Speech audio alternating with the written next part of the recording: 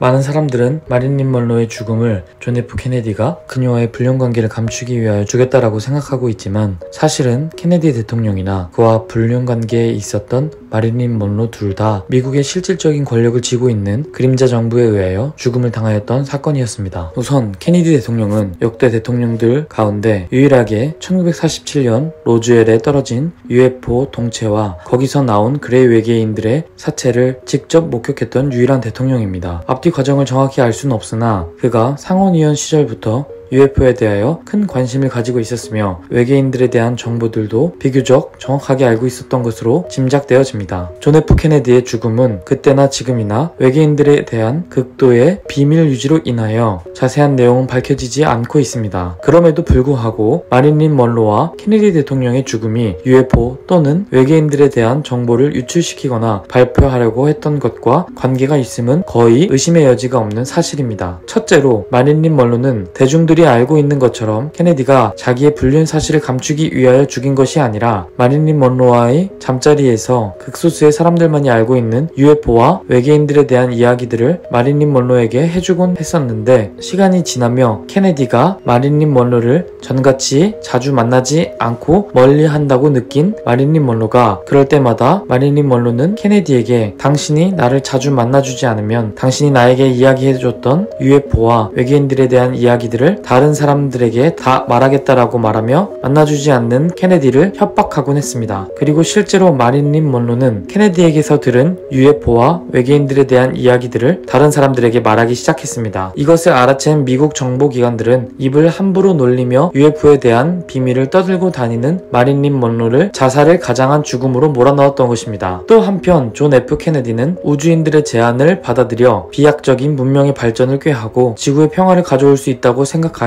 기득권 세력인 그림자 정부의 반대에도 불구하고 UFO와 외계인들에 대한 정보를 공개하려고 작정을 하였던 것입니다. 케네디 암살의 원인에 관해서는 여러가지 설들이 존재합니다. 그러나 1950년대부터 진행되어 온 여러가지 정황들로 미뤄볼 때 그가 UFO와 외계인에 관해 은폐된 정보들을 공표하라고 했던 데에 가장 무게가 실리는 것은 당연한 것입니다. 케네디는 사실상 상원의원 시절부터 UFO에 관심을 가지고 있었고, 대통령에 당선된 뒤 얼마 되지 않은 1962년 3월에 미국의 UFO 접촉자 조지 아담스키나 스트렌지스 박사를 통해서 선의의 우주인 세력들과 접촉한 사실이 있었다고 합니다. 따라서 이미 어둠의 외계인들과 공조하여 비밀리에 기술 원조를 받고 있던 그림자 정부 입장에서는 그러한 엄청난 비밀을 전 세계에 공표하려 했던 케네디는 자기들의 기득권의 커다란 장애물이었고, 따라서 제거할 수밖에 없었던 것입니다. 케네디의 용기 있던 이러한 시도가 좌절된 이후 이 지구상에는 아무도 감히 그러한 행동을 할 수 있는 정치 지도자가 나올 수 없었고, 인류는